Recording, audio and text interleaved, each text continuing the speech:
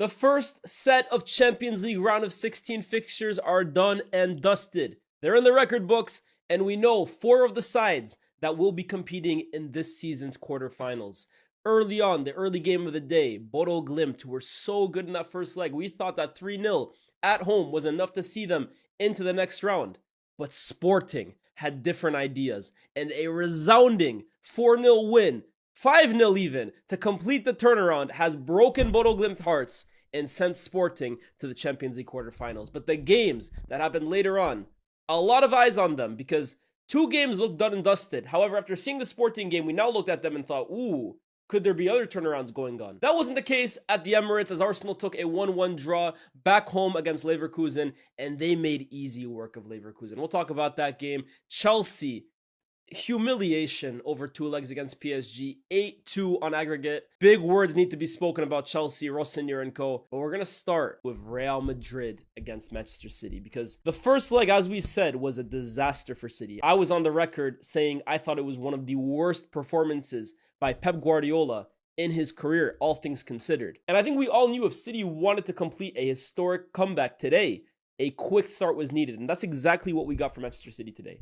From the word go, they were on Real Madrid, and there were chances after chances after chances. Similar, in fact, to how the first leg went, right? The first leg, I actually thought City started the game better than Madrid, and maybe were unlucky not to get the first goal before Fede Valverde, of course, punished them down the other end. This game was similar in that sense because Guardiola went with a very different lineup to the one he went with in Madrid. He dropped Semenyo, he dropped Marmoush, he brought in Reinders from the start, he brought Cherki from the start, Doku on one side as well too. It was a much more, I don't want to say attacking lineup, but it was very, very different to the one he put out in the first leg. And I actually think it worked to their advantage. I thought Ryan Cherki was really, really bright, really done well to connect a bunch of plays. Doku I thought was electric the entire night. And again, very unlucky that City didn't go into this game 1-0, 2-0 up after 10 minutes or so. But it was that man again, Thibaut Courtois, on a big Champions League night. I don't think there's a single keeper alive you would rather have than this man. Because time after time after time, he's the guy that comes up clutch. He's the guy that saves shots you have no idea how he does. He's the one that keeps Madrid into games, and he did it again tonight. Because on the basis of how the game started, Man City needed that early goal, and they really probably should have gotten one. But this is maybe the story of Manchester City's season, because they have brilliant players, first and foremost. You look at that attack and it's star-studded, right? But going the other end, there's just too much vulnerability, in my opinion, from Man City. Whether it's from a midfield point of view in terms of how they protect them or just defensively in general, it always feels like you can get at Man City this season, more so than you have been able to say in previous years. Maybe not last year, but you know what I mean? This City team can be got at. And with that threat of Vinicius Jr. in behind, you always felt like one ball over the top and Real Madrid were all of a sudden 3v3. And to be honest with you, Fede Valverde nearly scored as well too in the opening exchanges. In fact,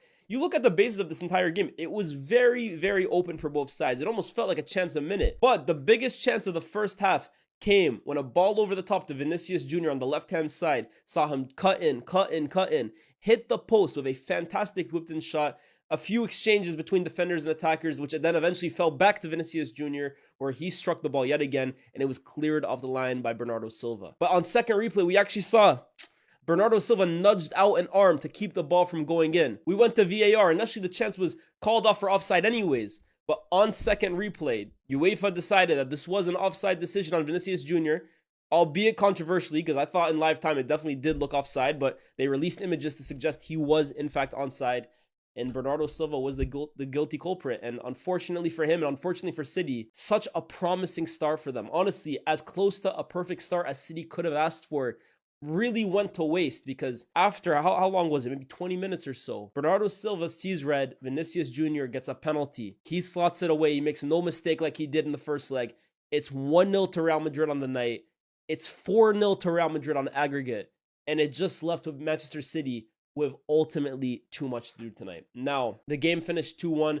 Vinicius would grab a later one late into the game. He honestly could have finished this game with 4 the way it went. Haaland scored 1 for Manchester City. This game, how it ended only 2-1 is bewildering because the amount of chances both sides had today to score a goal is just staggering. Doku had a goal disallowed for offside. Vinicius had a goal disallowed for offside. The amount of saves that Donnarumma made, the amount of saves that Courtois made, the amount of times both sides went through, it felt like a basketball game at times because with City needing 4 goals at one point to qualify for the next round and knowing they really had nothing to lose, they played all-out attack, leaving at times 1 to 2 defenders at all times. And as for Real Madrid, they really knew they could just sit back, leave Vinicius on the halfway line and play counterattacking. And it left us with what was a really entertaining game to watch as a neutral because both sides really didn't seem that fussed with defending. It's just really a surprise to me that it only finished with 3 goals across both teams. So Real Madrid advance. I think you actually have to show a little bit of sympathy to Man City today because, look, Bernardo Silva ultimately has cost them here with his decision. Would you have just let that in 4-0 at that point? You're already in trouble, right? But I actually think the way they approached this game was so much better than the way they approached the first. And ultimately, the reason they're out tonight isn't because of the way they played tonight. It's because of the way they played in that first leg. So they left themselves with too much to do, and that ultimately cost them. I want to talk about a few players. I think Kusanov tonight really made a name for himself. I'm sick and tired of hearing commentators talk about Kusanov and his difficult start at Man City. Because now, it's over a year at the club. And I'm sorry, this season, he's only gone from strength to strength to strength. And I think this was really the best game he has played for Manchester City. Or at least the most marquee one he's played at this level. Because up against Vinicius Jr., who is no easy customer. I didn't think Vinny played his best game today. But we know, even when he's not at his best, Vinny is a constant threat in behind. He's a constant goal threat. He is one of the most threatening players you can play against. Kusanov had him in his pocket at times. And I think he showed his tremendous recovery pace, which we've seen many times for City in the past. I think his 1v1 defending was fantastic. I think he led the back line way better than Diaz did next to him. I think Kusanov can leave this game with his head held high. Fantastic performance. I think Ryan Cherki was, again, fantastic tonight. I'm going to keep asking the question, why has Pep decided over the last few weeks to drop him from the team? I don't know. The first leg was crying out for someone like Cherki, and it took him 70 minutes to bring him on. I thought Cherki today was at the heart of a lot of good things for City today. Linking up play, putting chances on a play. Ait Nouri, another one who had a goal disallowed for offside. I thought Cherki played well. And I think finally, Jeremy Doku was outstanding tonight. Outstanding. And when you look at those players, I think they're players that City can look to build around for the next few seasons. You're looking at those three. You're looking at O'Reilly. You're obviously looking at Erling Haaland, who despite his poor form at the moment, you know he's still Erling Haaland. And you're probably looking at Semenyo. But I'm looking at a lot of other players from Manchester City tonight. And in the midfield in particular, I think this is where City need to start thinking about a potential rebuild, or at least a retool. Obviously, Tijani Reinders started, but I don't think he's had the greatest season, and I think it remains to be seen where he fits into the City side. I think maybe it's just a year of adaptation. We'll see.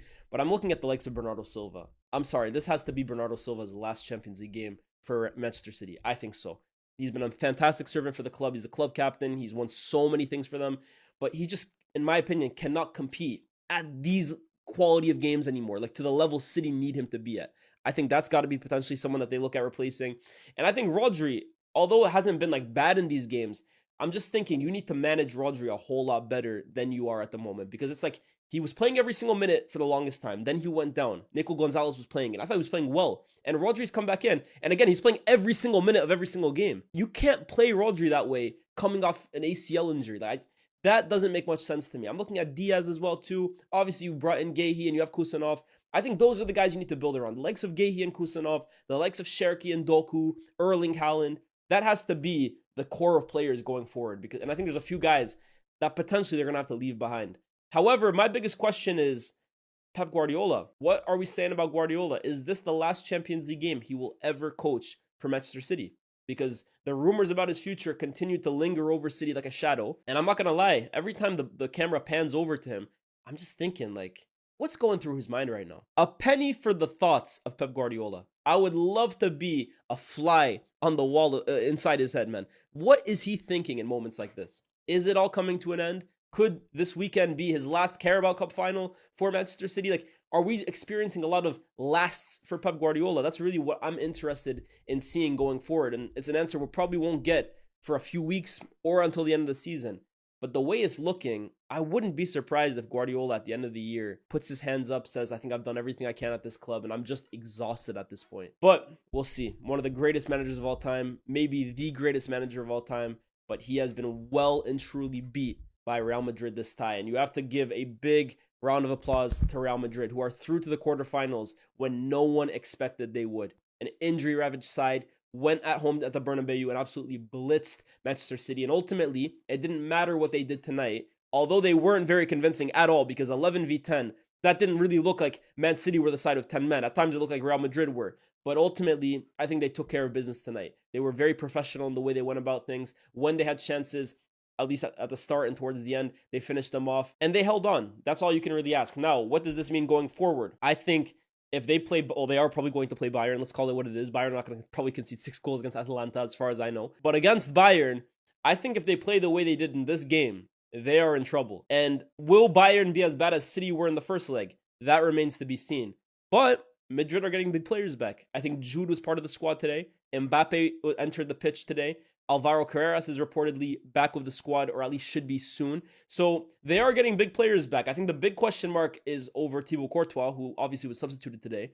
If he's back, and you have Vinicius, and you have Mbappe, and you have Carreras, if these players are coming back, look, I will never be the one to complete... Oh, let me say never, because obviously this game, I didn't really give them a chance in this tie against MANCITY. But I think when everyone is fit with Real Madrid, they have the firepower to give anyone problems. But that game against Bayern Munich, that two-legged tie against Bayern is going to be extremely difficult because they look like, along with Arsenal, the form team in this competition. And Real Madrid have started to grow under Arbeloa. But are they good enough to beat Bayern? That will be the ultimate test. Because if they can beat Bayern, this could end up being a special season for Real Madrid. But we'll see. Congratulations to them. Commiserations to Manchester City. And Real Madrid will be joined on that side of the bracket by PSG, who won the first leg 5-2 against Chelsea, and I think going into today's game, no one really expected that Chelsea were going to mount anything special. And I think in the past, in previous eras, with previous iterations of Chelsea, maybe you could think a special night at Stamford Bridge under the lights in the Champions League could be up for grabs. We've seen them so many times in the past. Chelsea 3-1 down against Napoli, coming back to Stamford Bridge and winning 4-1. Chelsea against Barcelona in the Champions League. Chelsea in the Champions League final against Bayern. Chelsea against Manchester City in the final. Those Chelsea sides with guts and glory and throwing everything at it and real quality, real experience, real leadership. Those Chelsea days are gone. It's funny, actually, because if you cast your mind back to the Club World Cup final against PSG, when these two sides last met, and Chelsea ran out 3-0 winners. I looked at that game. I looked at the emotions. I looked at the expressions on the players' faces. I looked at the way they lifted that trophy. And I thought to myself, this could be the day that Chelsea start to return to their past iteration, tasting success against one of the best teams in the world, feeling what it's like to be a group at this level. I thought you recruit well enough in the summer. You bring in a few more players alongside Joao Pedro, who they had signed that summer. And this could be the catalyst for Chelsea returning to a really respectable elite club in Europe again. But you flash forward, what is it? 8 to 10 months later, mid-March, these two sides meet again. And PSG have just defeated Chelsea 8-2 on aggregate. 8-2. I have a lot to say. This is one of the most damning results in the Clear Lake era. And when you see the way fans rushed to leave the ground with 15 minutes left, it tells you that not only is Chelsea's product on the pitch at the moment a disaster, but when you don't even have your own fans continuing to show faith in the project, that's when you know you have dark days ahead of you. Because across this Clear Lake era, although there's been inconsistencies, and although there's been bad days, and although there's been lows, the trust of the fan base in this ownership and in this sporting project has always been there. Belief in what's to come, belief in where owners and board members wanted the club to go, belief in signings. That has always remained there in the last few years at Chelsea. And I give fans tremendous credit for showing that because, damn it, I might not show it myself. I probably would have jumped ship a long time ago. They lasted longer trusting in this board than I would have. So I give them credit in that sense. But eventually, enough is enough. Eventually, fans can only take so much. They can only take so many false dawns, so many fake promises, so many bad days at the office. And today is the worst day yet. Those fans leaving Stamford Bridge with 15-20 minutes left to go, booing, telling PSG players to shoot, doesn't suggest to me a fan base that is just fed up or whatever. It suggests a fan base who want nothing more to do with what this current iteration of Chelsea is. I said it a few months ago that the owners of Chelsea Football Club have neutered what this club used to be. They have neutered it. Chelsea used to be the club that, for me as a Man United fan, scared the living daylights out of me because of the experience they had on the pitch, the quality they had on the pitch, the mentality they had in that dressing room, the pedigree of players and managers they would bring through the door. It scared me having to go up against Terry and Lampard and Drogba and Essien and all of those great players under Mourinho or Ancelotti or Mourinho again or Conte. Even Tuchel's side scared me because honestly, the way he had them organized, they could beat anybody on their day. That version of Chelsea is dead and gone. But the problem for me with Chelsea, when you look at a game like this, because they've come up against a side today in PSG that honestly they had no right beating. When you look at the two squads on paper, PSG are miles better than Chelsea. Miles better in every department. Virtually everywhere you look on the pitch, PSG more often than not have a better player than Chelsea. And in my opinion, it's not even close. You look at the wingers that Chelsea are putting out today. Garnacho, Pedro Neto. And then you look at what PSG are putting out, and Kvaratskhelia, and Dembele, and Doué, and Barcola. You look at the middle of the park. You're looking at Andre Santos and Enzo versus Joao Neves and Vitinha. You're looking at the center backs. Sarr, Chalobah against Marquinhos and Pacho. Honestly, it's staggering how much difference in quality there is between PSG and Chelsea at the moment. But I did some research after the game because everywhere I looked, I saw a world-class player for PSG against, for the most part, an average player on Chelsea. However, looking at both squads and even the players they brought on, something clicked in my mind. PSG have great players and they spent a lot on those players, but Chelsea also spent a lot on their players. And that's where the plot thickens because, ladies and gentlemen, I decided to do some investigative research. I'm a journalist. I got my degree in my master's even in international sports journalism. So I decided to do some investigative journalism. And I decided to go back and find the transfer fee for every single player that started and then came on for both Chelsea and PSG tonight. And look, a few of these figures are for the most part correct, but might be a few digits off due to add-ons. And I can't calculate add-ons because some of them are not reported. But for the most part, I think I've got this pretty much spot on. PSG's starting 11 today cost £400 million. Chelsea's starting 11 today cost £468 million. You then go to the bench. And when you take into account the players PSG came on, their tally of £400 million rises to 547. You look at the bench for Chelsea and their tally of £468 million rises to 592. What does this tell us, ladies and gentlemen? It tells us that yes, PSG are not some underdog team. They're not some team that's come out of nowhere. They are one of the most expensively assembled sides in Europe. They have rich owners. They pay a lot of money to buy the best players in the world. But what that also tells us is that spending money is not an issue for Chelsea because they've spent damn near £1 billion since this ownership came in. And on the pitch today was 500 million plus pounds of talent.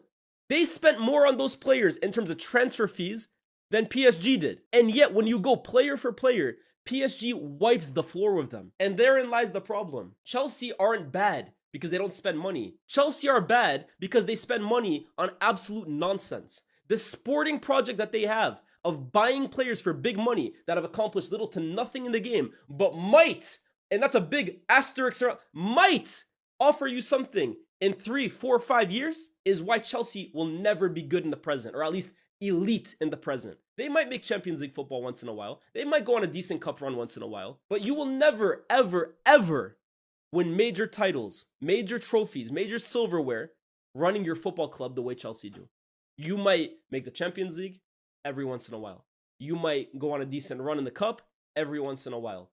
But in terms of, lifting Champions Leagues, lifting Premier Leagues, going toe-to-toe in big games with the likes of Bayern and PSG and Real Madrid and Arsenal right now, forget about it. You will not finish above those sides and win over those sides with the way Chelsea run their football club. Chelsea run their football club like a glorified version of Brighton. That's the way they're being run at the moment. They spend way more money than Brighton. They have way more money than Brighton. And ultimately, they end up with better players than Brighton. But it's just the Brighton model layered with gold. That's all it is. And it's not even real gold. It's like when they, my man who makes the steaks, Salt Bay, how he puts the gold over it. That's what Chelsea are. They're like the gold layered Brighton. You will never, ever accomplish anything. PSG, what I will say is they spend more on wages. But guys, that's what the best clubs in the world do. Do you think teams that go on and win the major competitions are paying their players 50, 60,000 pounds a week over 8 years? No. PSG knows to sign the best players. First of all, they have to have a promising sporting project that promise you success on the pitch, but also you're competing with the best clubs in the world for the best players. Therefore, you also have to pay above and beyond in terms of their wages. But this is why teams like Chelsea, the way they're run, forget about it. You'll never compete for the best players in the world in terms of the established ones, and you'll never compete for the biggest honors. So honestly, looking at those fees for each of the clubs, that has blown my mind today. And it shows you everything that's wrong with Chelsea. Everything. I give credit to PSG. Over the 2 legs, if you look at it, right? People will say, oh, they lost on XG. The first leg, Chelsea could have got something. But look at where this game was decided. Look at where this tie was decided. Incredible individualistic goals scored by world-class players. Kvaratskhelia over 2 legs was absolutely brilliant. You look at the quality of goals that he scored over these 2 legs, and it is just brilliant football from a brilliant footballer. So yeah, it's less XG because it's not an open goal. But elite players are capable of scoring low XG chances. That's why they're elite players. Ousmane Dembele in the first leg. Barcola, the goals that he's scoring. Yes, they're low probability goals, but he's scoring them because he's a world-class player. So people will talk about the XG here and the XG there. There's a reason why Chelsea will never beat teams with low XG. Because you're asking for Garnacho and Pedro Neto to score low XG chances. Do me a favor, man. Do me a favor. Congratulations to PSG. Never looked in doubt for most of this game. First leg was a little shaky at times, but in this game, I think they ran riot against Chelsea. And honestly, on a different day, this could have been very, very humiliating. 3-0 is bad. This could have been 10 goals over 2 legs. The way we talk about that Bayern versus Arsenal tie, the 10-2 way back in the day, this could have very easily been that. PSG are on to the next round. Personally, I thought this was one of the best games they played in the Champions League this season because I wasn't a fan of how they played in the first leg. I wasn't a fan of how they played against Monaco. But this game right here, they done their thing. So let's see. Now they await the winner of either Liverpool or Galatasaray. But I fancy this team go to the semifinals. I fancy them to go and face up against the winner of Real Madrid versus Bayern. Because I just think the quality that PSG possess. Again, that front 4, whoever starts, of Doué, Dembele, Barcola, and Kvaratskhelia, I'm sorry, they're going to outscore most teams. They're going to outscore most teams whether they play well or not. Liverpool, I think that's food. Galatasaray, I don't think they have enough for them. So I see PSG going to the semifinal. And also going to the semifinal, you have Sporting and you have Arsenal. Now, I'm not going to go rave about the Sporting game because I didn't actually watch it. I'm just going to be honest here. I missed the game. And I also thought 3-0, I don't really have to be there for it. But Sporting have done an incredible comeback today. I lied, actually. I saw the last 30 minutes and I saw extra time. So I didn't see the beginning, right? The last 30 minutes of the regular game, I think it was 2-0 at the time. Sporting were just all over these guys. It was wave after wave after wave, and it felt like a goal was always coming. And then, in extra time, Sporting just took care of business. And it's sad, right? Bodo were so good in this tournament. They made their home ground a real fortress. But going away to Sporting, that atmosphere tonight, and you have to give credit to Sporting players, to come back and make that comeback is absolutely ridiculous. And they will now be playing Arsenal. Arsenal versus Sporting in the Champions League quarterfinal. I didn't really think at one point today Arsenal were going to struggle.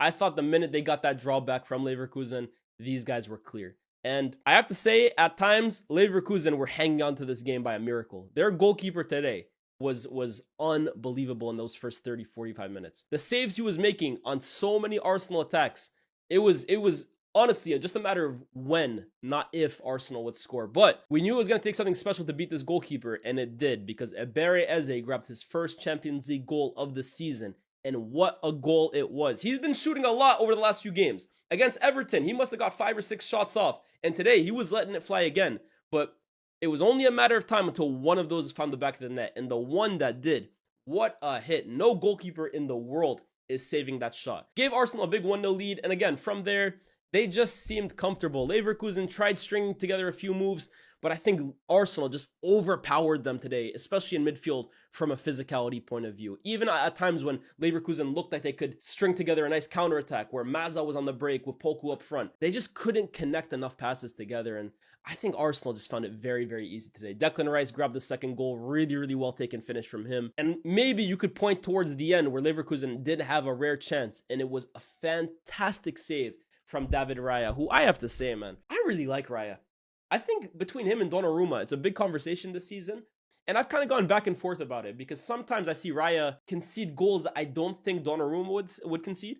just because of his height. But then sometimes I see Raya make saves that I'm not sure Donnarumma is saving either. Raya, he might be the quickest goalkeeper in terms of getting across his line or getting off his feet or reacting. I just think he's so quick. He's got like literal cat-like reflexes, and some of the saves this guy makes in big moments for Arsenal that also go under the radar, I have to give him a lot of credit. I know the last game against Everton, he had one save at his near post that I didn't think got spoken about enough. And then today, that save, I think a lot of goalkeepers might see that leave the foot of the attacker, loop over their head and end up in the back of the net. And you wouldn't really blame them for not saving it. But again, Raya is just so quick to just react to everything that comes at him.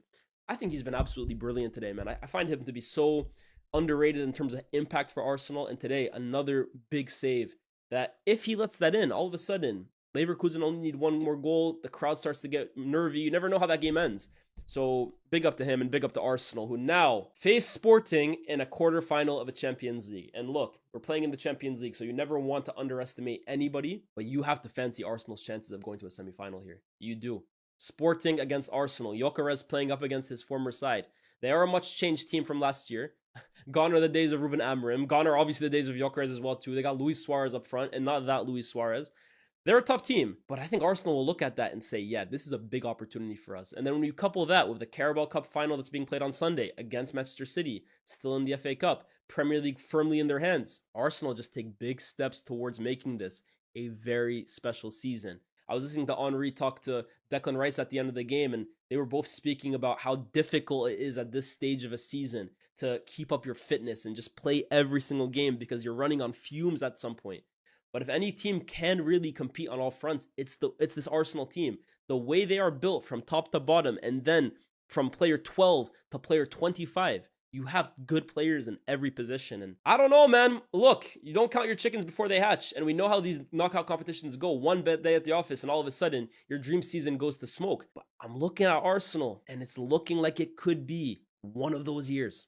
It really does feel that way. So let's see. The Carabao Cup final for me is huge, because I always think this competition can be used as a trampoline, as like a launch pad to go on and do greater things in the season. I always talk about the teams that I grew up watching that would win the Carabao Cup, and that would be the first trophy they'd win en route to winning numerous trophies. I think Mourinho's Chelsea, I think Fergie's United under Ronaldo and Rooney. I think of the second time at Chelsea with Mourinho, Guardiola at City. This is a big competition to win, especially up against Guardiola. And that City side are wounded at the moment.